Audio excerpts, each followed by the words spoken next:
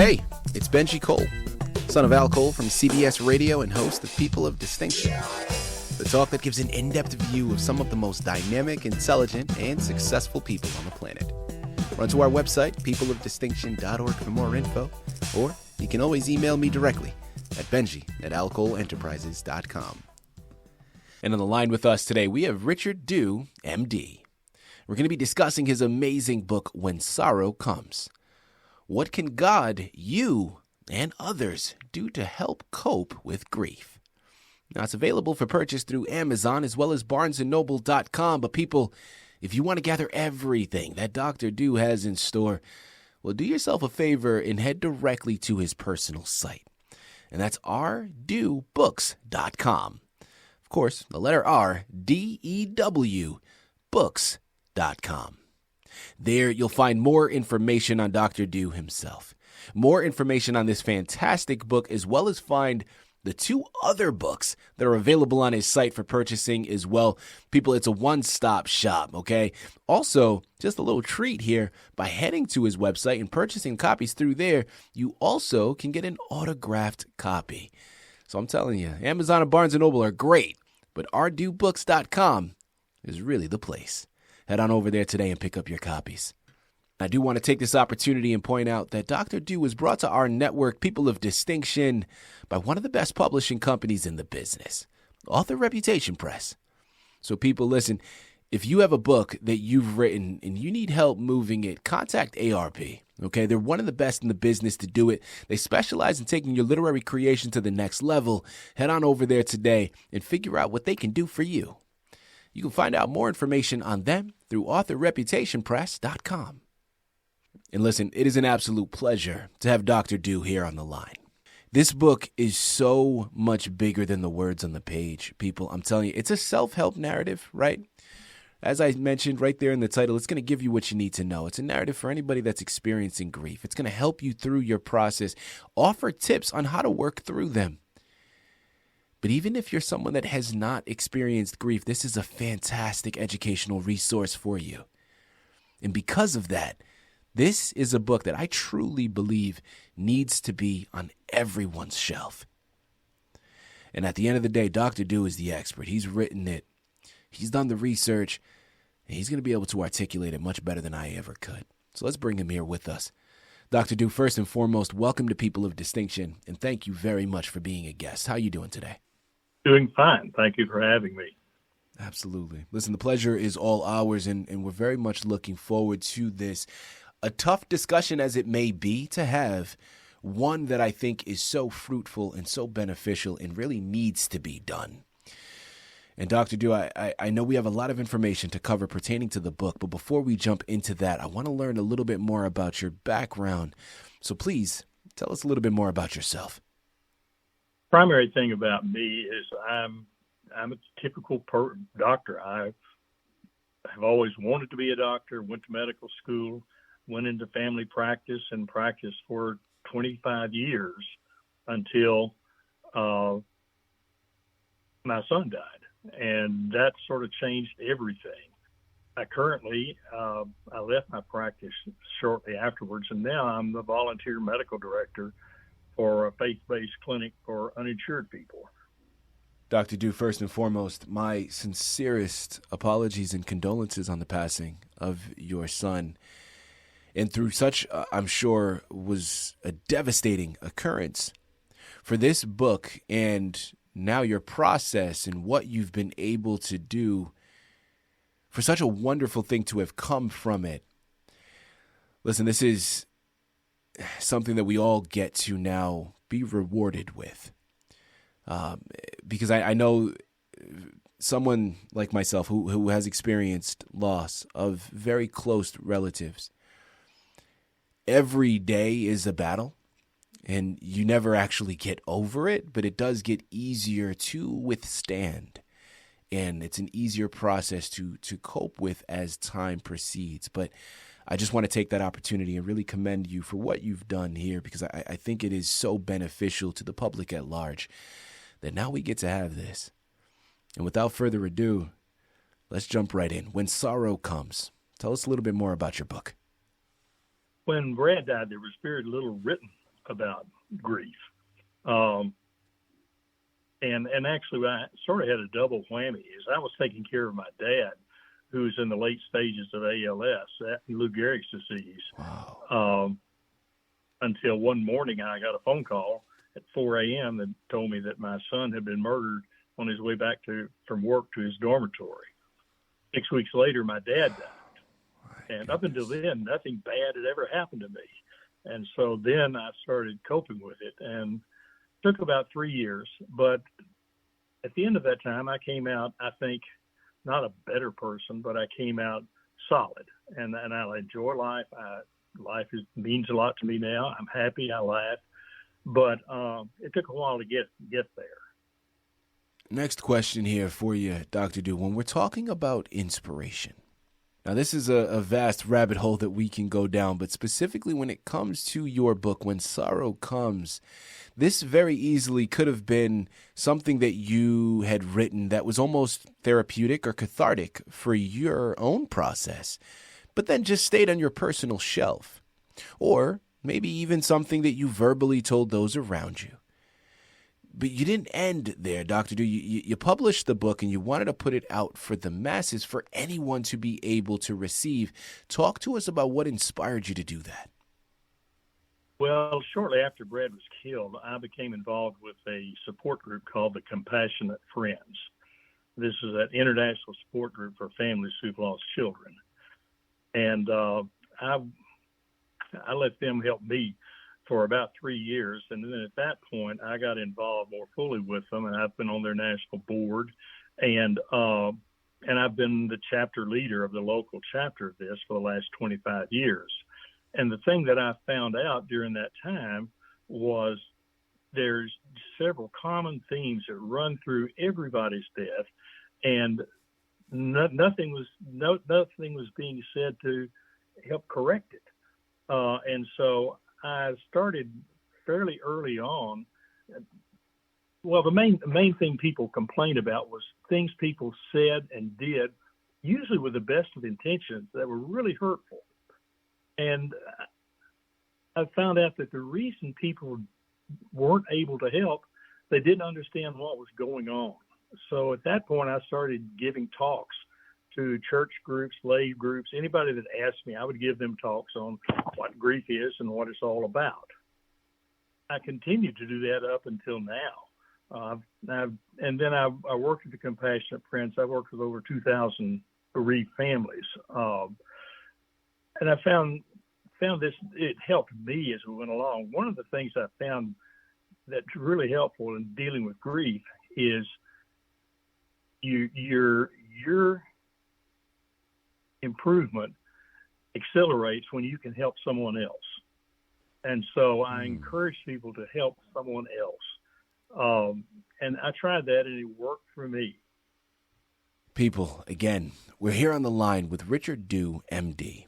We're discussing his book, When Sorrow Comes, What Can God, You, and Others Do to Help Cope with Grief?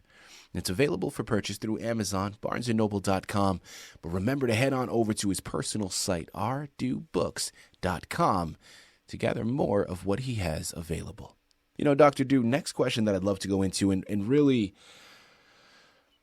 a question that I know you talk about in the book. So, of course, we only want to go into a brief description of it, but is really one that I think is almost unfair to ask because it is so broad.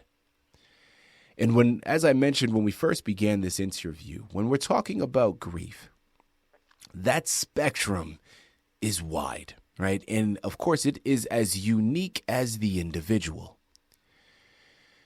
But you did just mention that there are some commonalities that happen through death in terms of people's experiences with it. So I guess a multi-part question here. First and foremost, for someone that finds themselves experiencing the grief of a loved one, what is maybe one or two tips that you can offer them on even where to begin to try to dismantle that mountain that they're battling?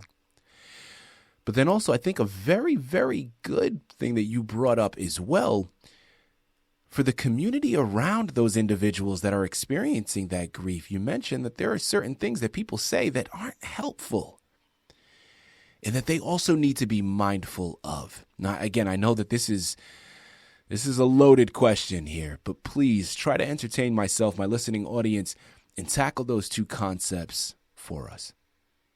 The first thing you can do, the first thing you should do, and my wife and I, we're not educated in grief, but we made a lot of the right decisions.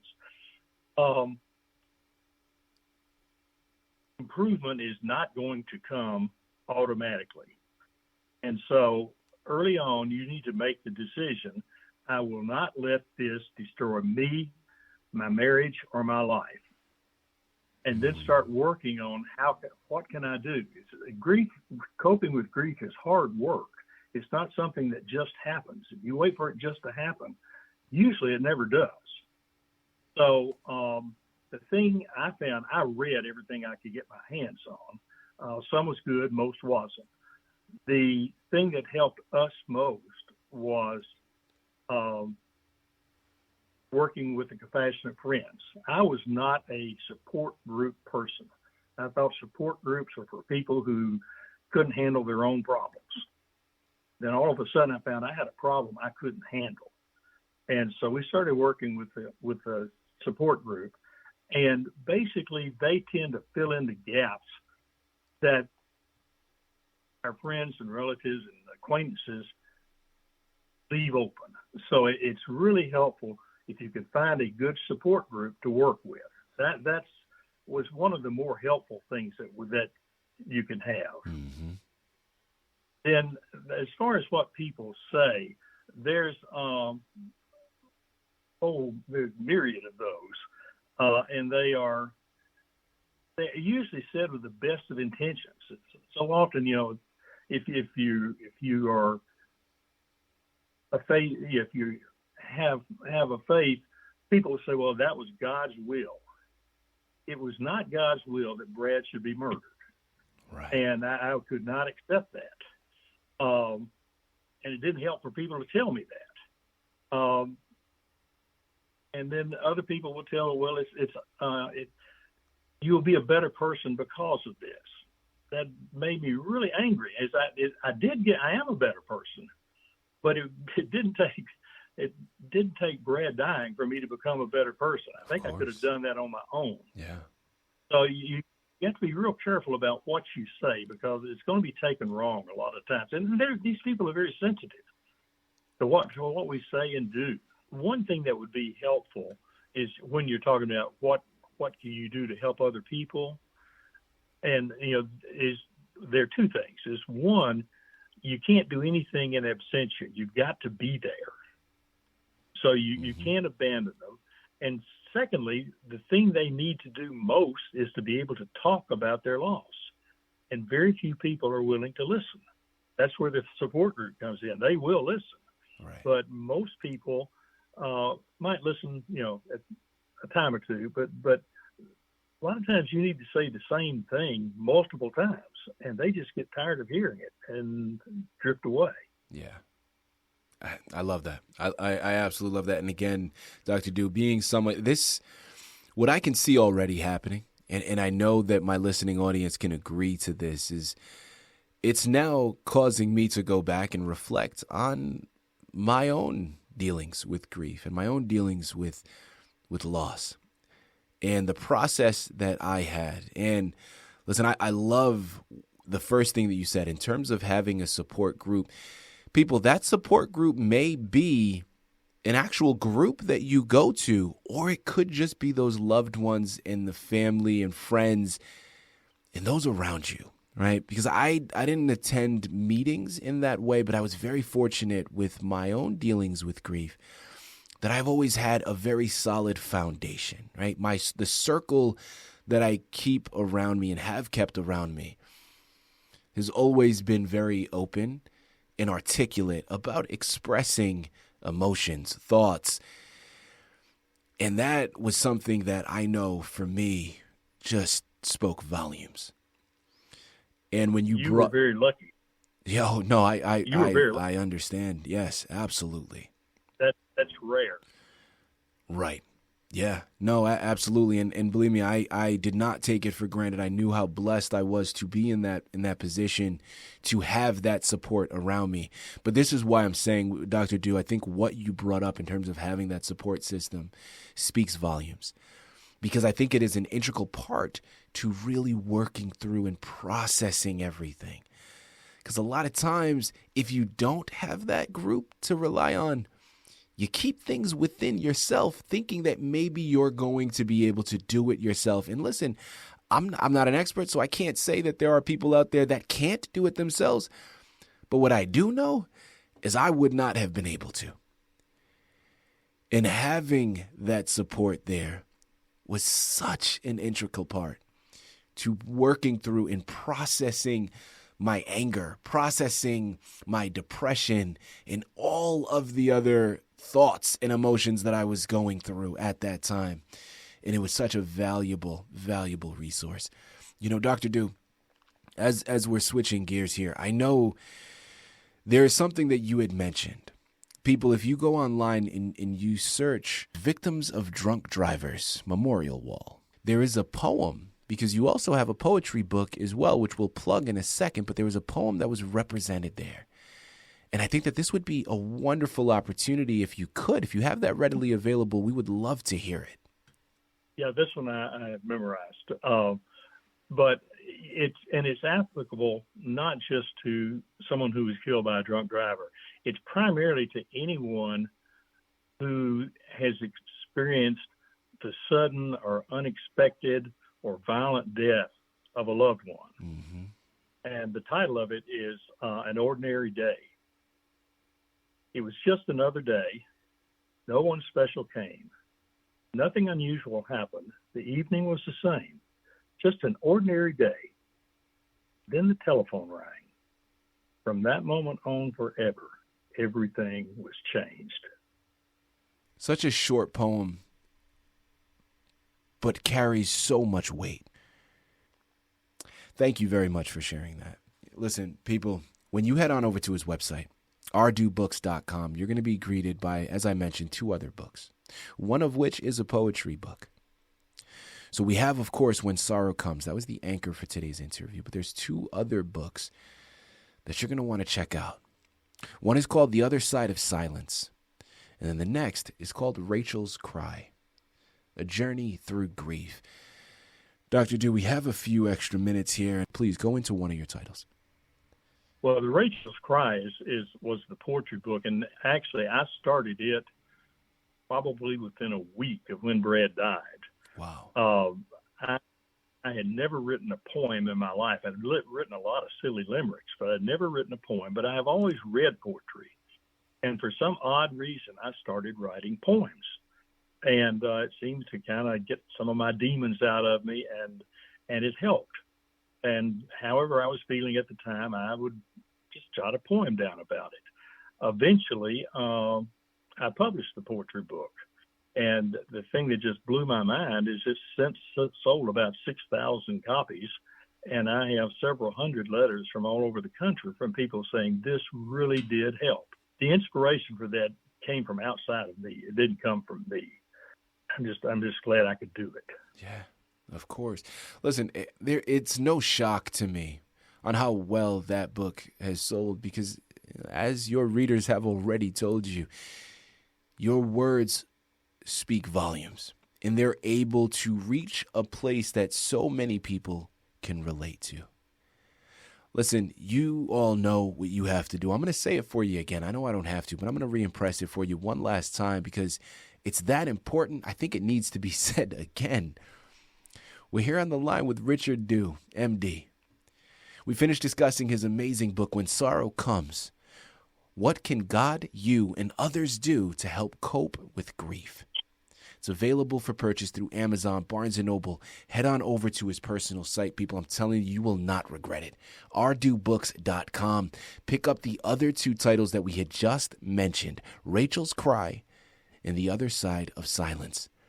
These are fantastic resources for anyone experiencing grief, but just wonderful educational resources for anyone that hasn't experienced it, but wants to be prepared because we understand that it's inevitable. We don't have to wait until the time comes and then try to look for resources in which we can do. Then try to look for the education on how to cope with it. I understand why you would want to push it off. But people, these books are a fantastic start to laying the foundation and doing it in a safe way.